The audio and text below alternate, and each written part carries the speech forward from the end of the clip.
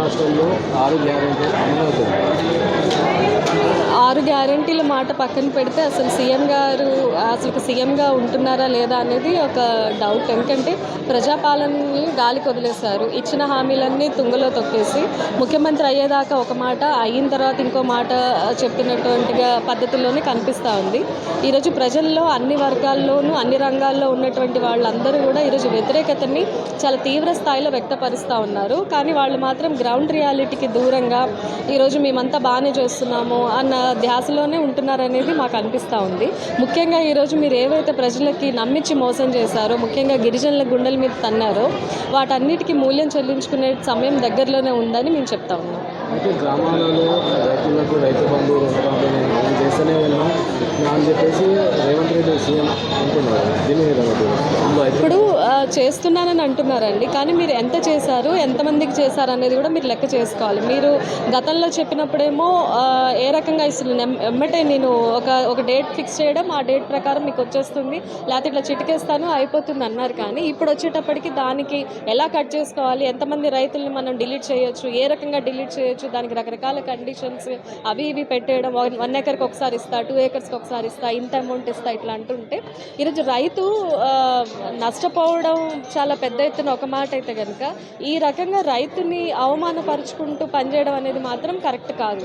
ఎక్కడైతే రైతు సంతోషంగా ఉంటాడో అక్కడే ప్రభుత్వాలు నిలబడడానికి అవకాశం ఉంటుంది. కానీ రైతులు ఒక్కసారి కన్నెర చేసిన తర్వాత ఇప్పుడు మీరు ఇచ్చినటువంటి హామీలు వాళ్ళు వచ్చి మిమ్మల్ని అడగల, వాళ్ళు వచ్చి మీ దగ్గరకు వచ్చి కూర్చొని మాకు ఇది చెయ్యండి అని చెప్పాల, మీ అంతటా మీరే అన్ని ప్రగల్భాలకు పోయి చాలా పెద్ద ఎత్తున ప్రామిసులు చేసుకుంటూ వెళ్ళి చెప్పిన మాట నిలబెట్టుకోవడానికి కూడా మీరు ప్రయత్నాలు సరిగా చేయకుండా, ప్రజల్లోకి వచ్చి వాస్తవాలు చెప్పకుండా, మళ్ళీ నేను చేస్తాను అని చెప్పి ఈరోజు మళ్ళీ భ్రమల్లో పెట్టుకుంటూ ఈరోజు రైతులను మోసం చేస్తూ ఉన్నారు. కాబట్టి రైతుల్లో అన్ని వర్గాల్లో తీవ్ర వ్యతిరేకతను ఎదుర్కొంటున్నటువంటి రేవంత్ రెడ్డి గారు ఇప్పటికైనా కళ్ళు తెరవాలి. ఎందుకంటే ఈరోజు రైతు కన్నీరు కార్చిన చోట ఏ ప్రభుత్వాలు కూడా నిలబడవు. కాబట్టి భవిష్యత్తులో మీకు కూడా అదే గతి పడుతుందనేది మేము చెప్పదలుచుకున్నాం. అయితే గతంలో కళ్యాణ లక్ష్మి సంబంధించింది కేసీఆర్ ₹1,00,000 ఇస్తాను, నేను పొలం బంగారం కూడా ఇస్తాను అని చెప్పేసి రేవంత్ రెడ్డి అన్నారు. కానీ అది ఎక్కడ అమలు జరుగుతున్నాయని చెప్పేసి గ్రామాల్లో కూడా చెప్తున్నారు. దీన్ని ఏ విధంగా చూడొచ్చు?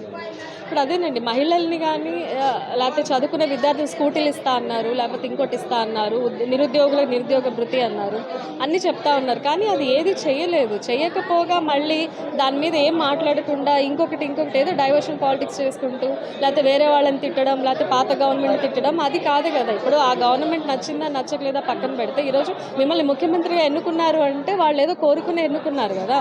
మరి మీరు చెప్పినవన్నీ చేయకుండా ఉండి పైపెచ్చు ఇంకో రకంగా డైవర్షన్ చేసుకుంటూ వెళ్ళడం అనేది కరెక్ట్ కాదు. ముఖ్యంగా ఈరోజు మహిళలకి మిమ్మల్ని వచ్చి ఏ మహిళ అడిగిందండి స్కూటీ కావాలని, ఏ మహిళ అడిగింది మాకు బంగారం పెట్టమని? మీరే కదా అన్నారు. మీరు అన్నవి మీరు నిలబెట్టుకోవడం మానేసి ఇంకేదో చెప్తున్నారు. వాస్తవ పరిస్థితులు ఏంటి మీరు చెప్పండి. మీరు చేయలేకపోతే మీరు చేయలేకపోతున్నా అని ప్రజలకు క్షమాపణ చెప్పండి. ఒక దగ్గర ఏదో ఒక డిస్ట్రిక్ట్ లేకపోతే మీ కాన్స్టిట్యున్సీకి మీరు వెళ్ళండి, ఎక్కడైనా వెళ్ళండి. ఈరోజు మహిళలకు ఎందుకు అంత ఆశ చూపారు, అలా ఎందుకు మోసం చేశారు? అయితే ఇంకోటి మేడం, గతంలో ఇలా ప్రతిపక్షంలో ఉన్నప్పుడు ఇప్పుడు సీఎంగా ఉన్నప్పుడు మాట తీరు అనేది చేంజ్ అయితే లేదు. వ్యక్తిగతంగా కేసీఆర్ మీద దాడులు అలాగే కొనసాగిస్తున్నారు. దీన్ని ఏ విధంగా చూడొచ్చు?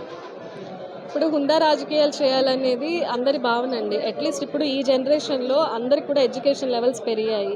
ఒక సామాన్య మానవుడు కూడా ఈరోజు వేరే రకంగా మాట్లాడడానికి కూడా ఇష్టపడట్లేదు, వినడానికి కూడా ఇష్టపడట్లేదు. అటువంటిది ఒక రాష్ట్రాన్ని రిప్రజెంట్ చేస్తూ ఒక ముఖ్యమంత్రి స్థాయిలో ఉన్నటువంటి వ్యక్తి అలా మీరు ఒక 10 మంది మధ్యలో మీ ఫ్రెండ్స్ మధ్యలో మాట్లాడుకున్నట్లుగా మీడియా ముందుకు వచ్చేసి జనంతో మీరు అటువంటి కమ్యూనికేషన్ ఇస్తే భవిష్యత్ తరాలకి ఇది ఒక ల్యాండ్ మార్క్ బెంచ్ లాగా మీరు పెట్టాలనుకుంటున్నారు అనేది అనిపిస్తూ ఉంది. కానీ ఇది కరెక్ట్ కాదు. యంగ్స్టర్స్ ఎవరు కూడా హర్షించరు. ఏదున్నా కానీ మంచి లాంగ్వేజ్లో మంచిగా మాట్లాడితేనే తెలంగాణకి గౌరవం, తెలంగాణ ప్రజలకు కూడా గౌరవం, అదేవిధంగా వాళ్ళు ఎన్నుకున్నటువంటి ప్రభుత్వాలకు కూడా గౌరవం.